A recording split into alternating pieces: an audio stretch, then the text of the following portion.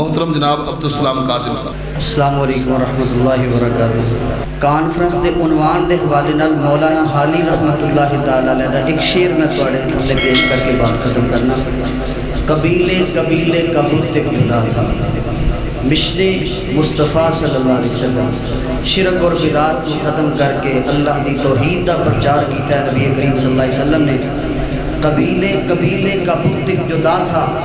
کسی کا حبل تھا کسی کا سبا تھا، کوئی عزا پہ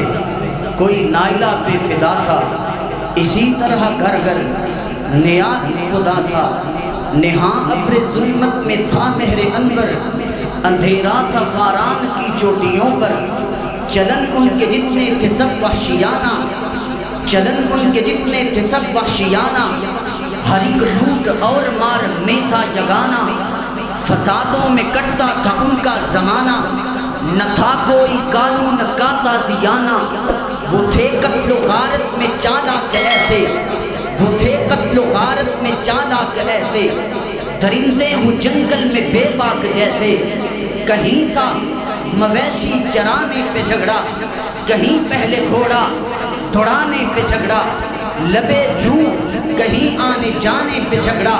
کہیں پانی پینے پلانے پہ جھگڑا، یوں ہی ہوتی رہتی تھی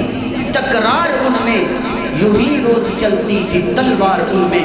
لقد من اللہ علی المؤمنین اذ بعث فیہم رسولا من انفسہم یتلو علیہم آیاتہ